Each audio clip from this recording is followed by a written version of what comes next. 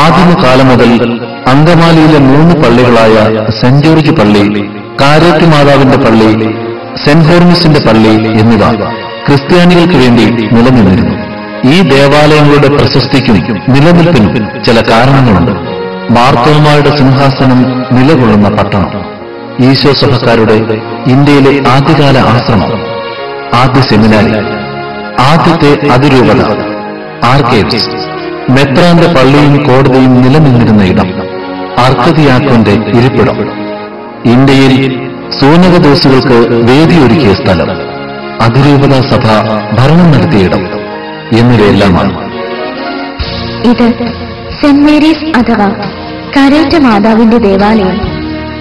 ഈ ദേവാലയത്തെക്കുറിച്ച് ചുരുക്കി പറഞ്ഞാൽ ആർക്കതിയാക്കോന്മാരുടെ ആസ്ഥാനമായിരുന്നു.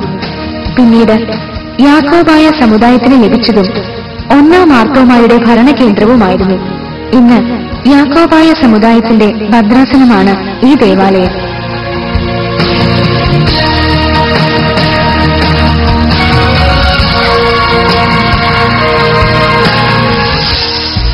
ഇത് സെന്റ് ഹോർമിസ് ദേവാലയം.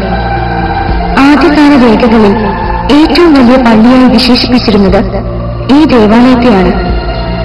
ആദിമകാലം മെത്രന്മാരുടെ ഇരിപ്പിടവും തുടർന്ന് 34 സംവത്സരങ്ങൾ മാർ ഇബ്രഹാം മെത്രാന്റെ ആസ്ഥാനവും പിന്നീട്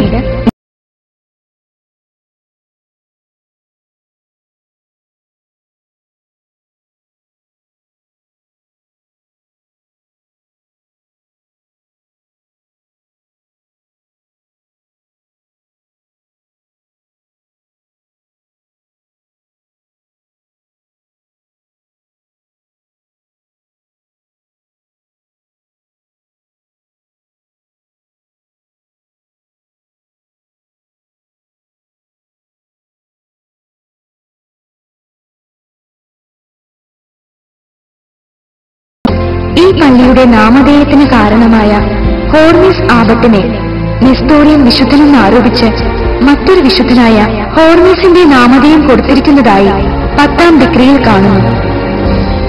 1790-ൽ ടിപ്പുവിന്റെ പടയോട്ടക്കാലത്ത് അങ്കമാലിയിലെ 3 ദേവാലയങ്ങളും ആക്രമിക്കപ്പെട്ടു.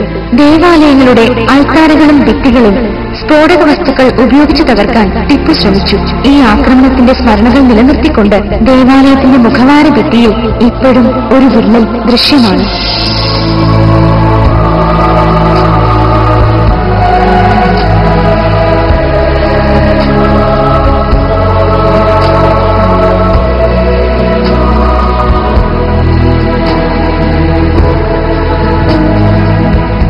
ഇത് സെന്റ് ജോർജ് പള്ളി. ഇപ്പോൾ നിലവിലുള്ള 3 പള്ളികളിൽ ഏറ്റവും വലുത് ഈ പള്ളിയാണ്.